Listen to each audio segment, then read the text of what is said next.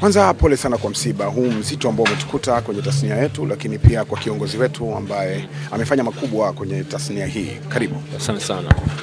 Ningependa kufahamu jinsi ambavyo taarifa ilivyokufikia na jinsi ambavyo ulikuwa ukimfahamu na jinsi ambavyo ulikuwa ukifanya naye kazi. Of course, ni mshtuko. It's big blow kiukweli kwenye taasisi yetu ya EFM. Kweli tumepoteza muhimili mkubwa sana. Huwezi kusema kitu chochote kuhusiana na muhimili, hakuna ambaye sijua. Hata ukiongea na watu wote wafanyakazi wa EFM, wote wa taasisi, vijana, wakubwa, wadogo, watu katikati, wanajua kama hii ni big blow. Tumekutwa na msiba mzito sana. Na bahati mbaya msiba ambao umekuja pasipo kuwa na maandalizi. Lakini pasipo kuwa na maandalizi always ni kazi ya Mungu, sababu yeye ndo anafahamu ni siku gani atamchukua mja wake. Lakini kiukweli umekuwa ni wakati mgumu sana, mzito. Tunamshukuru Mwenyezi Mungu kwa hiji, kwa sababu yeye ndo mpangaji yote. Dennis Busulwa Masebo tumefahamiana, tumekutana EFM, lakini before tumekutana katika harakati nyingine kwa sababu ya industry. Akiwa South Africa wakati kwenye sports, kimbizana huko na huko, alikuwa shabiki mkubwa Man United. Kuna kipindi tunacheza timu za mashabiki, mnakutana. Nadhani wakati ule mimi nilikuwa katika media nyingine, kwa hivyo tumekutana, tulikuwa tunafahamiana sana. Baadaye tumekuja kukutana, bado yeye akiwa ni presenter wa kipindi cha asubuhi, lakini akiwa ni mmoja wa watu ambao walikuwa na nafasi ndani ya taasisi. Kwa hiyo ni miongoni mwa watu ambao walifanya ushawishi mkubwa sana kunishawishi mimi kuhamia EFM. Na wakati wa EFM ikiwa changa sana. Lakini yeye alitoka katika media kubwa na mimi nilitoka katika media kubwa, tukasema hebu tufanye kitu. Na wengine ambao walikuja ambao niliwakuta. Lakini ushawishi wa kwanza ulikuwa ni kwake. Ni mtu aina gani? Ni mtu ambaye alikuwa anajiamini kupita kiasi. He's number one. Katikati utamkuta na mwisho utamkuta. Mazito unampelekea, mepesi utampelekea, na yote tazima. Kuna ukuta hapo, wanasema hapa tutapita, na kweli mnapita. Ni mtu ambaye alikuwa ni mpambanaji. Alikuwa na ubunifu wa hali ya juu sana. Alikuwa ni mtu ambaye anaweza kukaa kila siku akaja na kitu kipya. Alikuwa na uwezo wa kuongoza. Alikuwa mkali kwenye mambo ya kazi, lakini alikuwa ni rahim sana kwenye moyo. Alikuwa mkali kwenye mambo ya kazi. Anaweza kafocus sasa hivi hapa kwa sababu anataka kitu kifanyike. Ikimalizika baada ya 5-10 akitoka hapo sebo mwingine kabisa. Anakuita, mnakaa tena, mnakupata lunch, mnazungumza vitu vingine. Na mambo mengine yanaendelea. Huyu ndio Sebo. Kwa hivyo kiukweli taasisi imepoteza mtu muhimu, kiunganishi cha watu. Humu ndani kwenye taasisi kuna watu wana daraja za juu, wengine wana daraja za kati, wengine, lakini aliochukua wote kama kitu kimoja. Alikuwa na uwezo kuibeba brandi kwenye mikono yake, kwenye mabega yake, akaipeleka popote pale.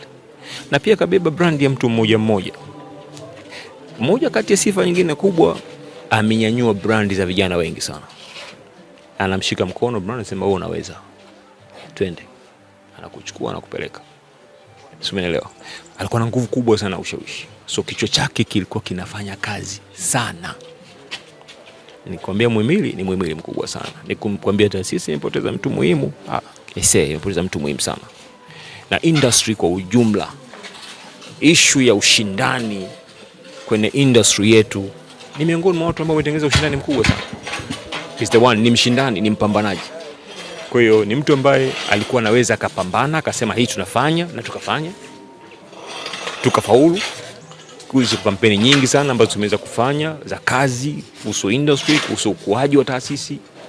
Yeye alikuwa namba 1. Kila siku he was number 1. Yeye ndio alikuwa dereva, yeye ndio alikuwa kama ni magurudumu basi ni yeye, kama ni vile vyuma sijui injini ni yeye. Alikuwa anaweza kufanya kila kitu. So unampata wapi mtu wa namna hii kwa wakati mfupi? So kiukweli taasisi imepoteza mtu. Mimi binafsi alikuwa ni rafiki mkubwa sana. Alafu unajua pamoja na kwamba wakati tunaingia mimi nakuja EFM ndio tumekuja kuanzisha kipindi cha sports ya asubuhi. Sisi ndio tumeanzisha. Kati ya watu ambao walikuwa wameweka nguzo yao, wameweka mguu wao kwenye clutch, yeye akasema tutafanya na tutafanya.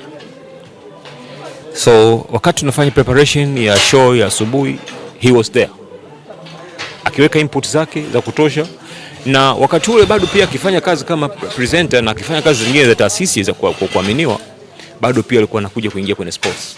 Alikuwa anajua sana. Unajua nchi yetu ina michezo mingine haiguswi, golf, cricket, rugby, afu yote alicheza. Sasa mkiwa mna kitu stories zinazohusu golf, cricket, na kipindi chetu unajua kilitengeneza slogan kubwa, Sports HQ is more than sports Tanzania. Maana yake ni lazima ile slogan inatuua ni lazima tuwe tuna kila kitu zaidi ya michezo, full package. Sasa zaidi ya michezo na football peke yake sio, hapana, lazima kuna kila kitu. So alikuwa anakuja anachagiza hivi vitu. Akianza kuhadithia kuhusiana na cricket, kuhusu rugby, utamsikiliza. Akianza kuhadithia kuhusu golf na historia ya golf na wachezaji wa golf wakubwa, utamsikiliza. So ni miongoni mwa watu pia walifanya brand ya Sports HQ kuwa hapo ilipo mpaka leo. Kwa hivyo nadhani nilikuwa ulikuwa unasikiliza miaka nyuma, ulikuwa ni kila aina ya mchezo unaokuta pale.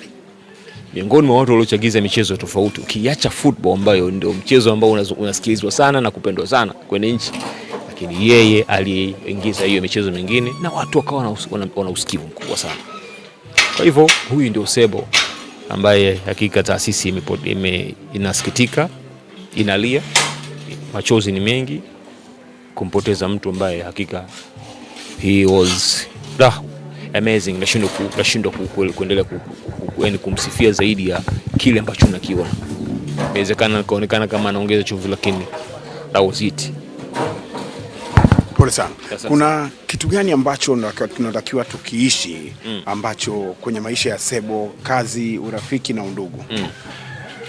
Kwanza inawezekana kwa ni ngumu sana kuiga roho ya kwake. Kila mji anazaliwa na roho yake. But the guy alikuwa na roho ya ungwana sana. Anaweza kumuona kwenye sura ya kawaida ya tofauti, lakini roho yake alikuwa na roho nzuri sana. To me, natamani watu waige na roho yake jinsi ilivyokuwa. Ni ngumu lakini watu waige. Lakini pili, commitment. The guy inatakiwa tuishi commitment aliyokuwa nayo. The guy na commitment ya hali ya juu sana. Alikuwa na commitment kubwa ambayo tunapaswa kuiga sote.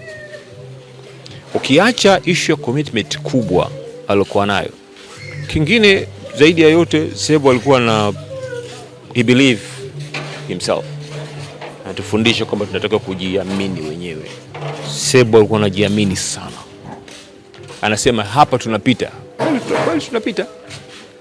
Hii tunalifanya. Kweli tunafanya. Kwa hiyo kwenye mazingira kawaida, haya ni miongoni mwa mambo ambayo tunapaswa kuishi nayo.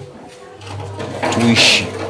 Yaani sisi kama familia tuliobaki, kwenye taasisi, tuyaishi haya mambo alikuwa anayosema. Kwa hiyo kwangu mimi nasema sisi EFM, wafanyakazi wote wa EFM, kila mmoja hawezi kuwa Sebo, lakini kila mmoja I imagine kwamba yeye ni Sebo. Hapo tutafaulu. Pole sana. Asante sana. Ili kuwa mwanafamilia bora wa Global TV, usisahau kusubscribe, like, kushare na kucomment.